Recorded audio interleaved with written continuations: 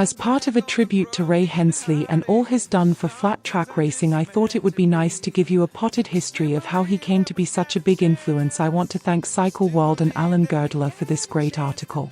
Trackmaster. When Dirt Track Turned Pro. By Allan Girdler. Ray Hensley says today that Trackmaster, the racing frame company he founded, was kind of a happy accident.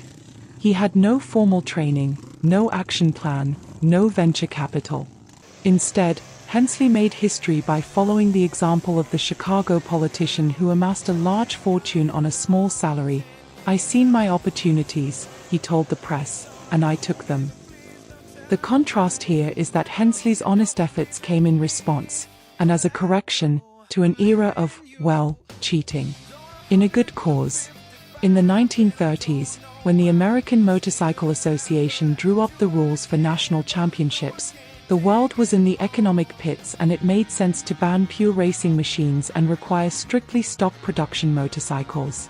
But by the early 1960s, the pure stock rules were somewhere between a joke and a travesty. Where before there had been two American companies struggling to keep solvent, there now were American, English, Italian, German and Japanese makers racing to win a bigger share of a growing market. There were factory teams and factories willing to stretch the spirit of the rules to help their teams, followed privateers happy to fracture the rules in hopes of beating the factories. Like most of us, Hensley was a kid when he saw a motorcycle and knew in a flash he had to do that. His first ride was an Indian Scout, followed by a Harley. The hot local shop carried English makes, so he moved to Norton and AJS when he became a local pro. Today, at 62, he has his prejudices, mostly in favor of BSA, but his early exposure taught him that no one make or model was good enough to justify ignoring the others. By the early 60s, Hensley was ranked an AMA expert. He never won a national, although he did lead one for a couple of laps. Besides, racing was a hobby in that he worked as an imported car mechanic and counted it a good season if his winnings paid for the racing, never mind rent and food and shoes for the kids. His machines weren't legal, not by any stretch, but this wasn't an ethical problem because none of the motorcycles in national competition were legal. Not one, simply because there's never been a rider so brave or talented that he could win on a stock bike against the creatively reshaped versions presented by others. Hensley recalls inspection at Ascot, when the tech guys whipped out magnets to check that fork tubes were steel, and therefore legal. His past inspection, he grins now, because his tubes were alloy wrapped in microthin steel sheeting. The next guy in line might have sprayed his alloy tubes with liquid steel, and the guy behind him might have made the entire frame out of thinner steel of a better grade, so it was stronger and lighter than the stock version. An engine's mounting plates might have been redone, to locate the engine where the weight would help traction. Not by much, not enough to be noticed except by someone who really knew his stuff, which Hensley says most inspectors didn't. A Harley guy might have a front cylinder displacing the legal 375 cubic centimeters, with a rear one of 45 cubic centimeters, because he knew the inspectors always checked the front and never the back. Yes, this got so bad that the AMA, pressured surely by the factories, finally did the right thing, threw up their hands and said okay, racing frames will be legal, if they're inspected and certified. Hensley had his eye on Honda's 250 cubic centimeters four-stroke twin. It was a terrific engine, but flat-track bikes back then used rigid rear ends and carefully limited forks, while the stock Honda had just enough bad suspension to be hopeless on dirt. So Hensley made a racing frame for the Honda engine. No textbook, no CAD/CAM, not much theory. This was 1965 and there wasn't a lot of theory to study. The engine location, steering head rake and so forth came from educated guess. We'd been running our gold stars into curbs, a quick and effective way to shorten the wheelbase, steepen the rake and speed up the steering, Hensley says, which was about it as far as advanced frame geometry research. For the Honda 250 frame, Hensley used 4150 steel, the best on the market, and took his time with the welds. He gives the AMA credit here, in that they'd flunked some designs, but his was good and looked it, and passed a genuine inspection. Betting on his good ideas, Hensley went from track to track, week after week, hawking the frame like the peanut seller at a ballpark. It was an uphill effort. All the riders said, "Get somebody to run it, and if it does well maybe I'll be interested," he remembers. Then came the break. Just about every motorcycle maker selling in the US wanted into dirt track. Most had their own operations and weren't looking for outside help. But Suzuki was new, had a promising engine from the X6 Hustler and a good rider in Rick Woods, who later earned fame in Speedway. Hensley matched his frame and components to Suzuki's engine. The combo won first time out and the other guys took note. Hensley began selling frames under the name Sonicwell. This was early in the space age, remember, but it was still a garage band operation. Then came the second big break. Gary Nixon knew Hensley from the track, where, we can guess, this isn't something either man would say. He saw Hensley was more tuner than rider. Nixon had BSA backing, but he reckoned they didn't know everything, so he loaned Hensley $1,000, which meant a rented building, a staff and the equipment needed to really go into business. Which Hensley did in 1969, using the Trackmaster name. To Nixon's further credit, business was business, and the very first Trackmaster frame went to Gene Romero, who was to Triumph what Nixon was to BSA. Never mind that BSA and Triumph got along like, oh, Harley and Indian. Nixon grumbled. Hensley says nearly 30 years later, but he understood and he kept his order in and his loan out. And, of course, the machines worked. Nixon was twice national champion and Romero won once. Take that, Harley and Norton and Yamaha and Honda, etc. The actual Trackmaster design was cheerfully empiric. The very early examples were rigid rear, that being the way it was done at the time, with steering rake, wheelbase, engine location and frame stiffness all patterned on what Hensley had seen work and not work. Nor was Trackmaster the first to use a massive backbone or to take advantage of its bulk to carry engine oil. It simply worked, so Hensley did it.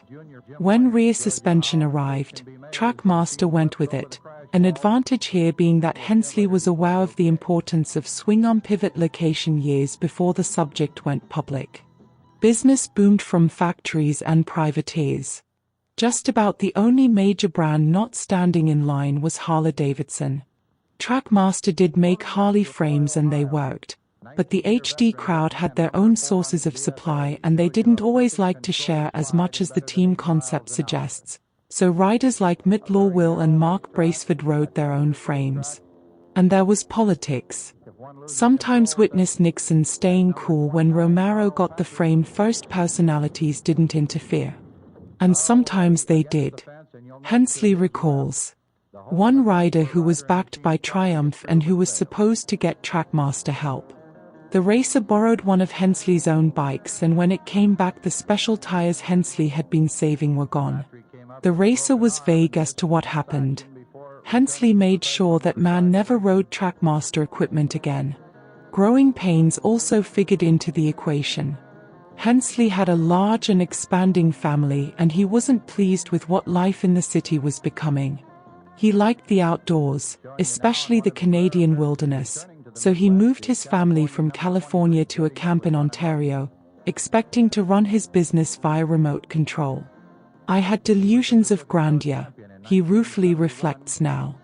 Hensley recalls two kinds of employee: those who wanted to do well but weren't good enough at it, and those who wanted to take advantage and excelled.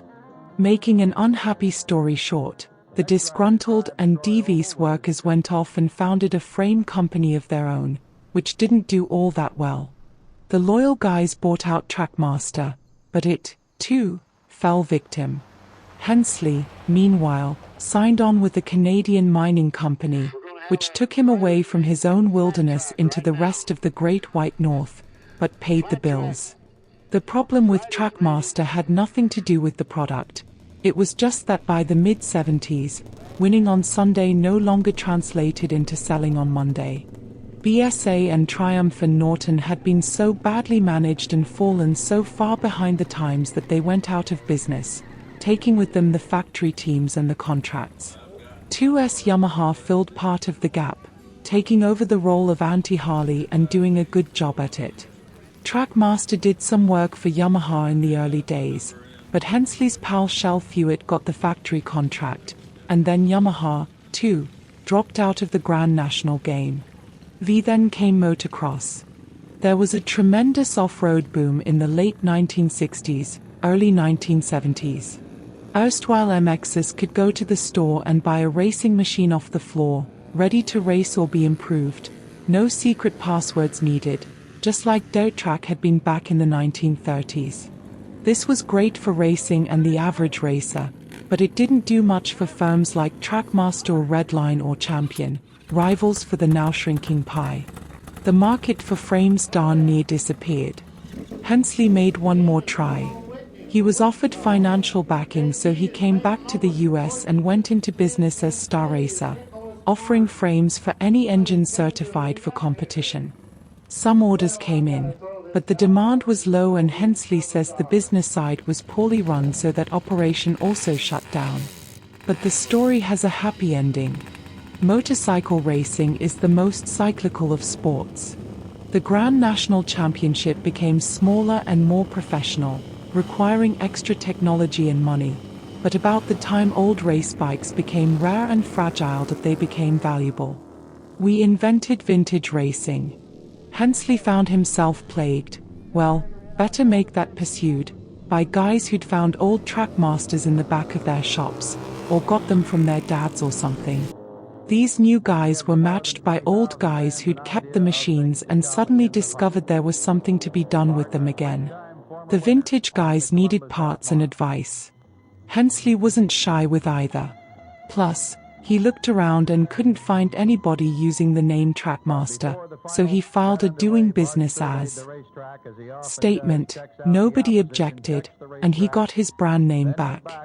The sign on the shop, on the outskirts of Hesperia, California, at the edge of the high desert, says Ray Hensley's Innovations, but that's kind of a disguise, because the cards and the ads say Trackmaster. His experiences haven't been wasted. Like any prudent contractor, Hensley has slightly overbooked himself. His shop, staffed this time with loyal employees, his son, for instance, has more orders than it can keep up with. Most of the work is what you'd expect, as in frames for BSA and Triumph twins. Vintage rules require period specifications. The design has to be the same and there are limits on suspension travel. But there's nothing in the book says you can't make a frame now that looks just like it would have if it had been made in 1970. Meanwhile, vintage race organizations such as AIHMA and VDTA are putting on amateur and semi-pro events coast to coast, and all those classic engines have, so to speak, someplace to go. And we have Ray Hensley and Trackmaster to thank for it.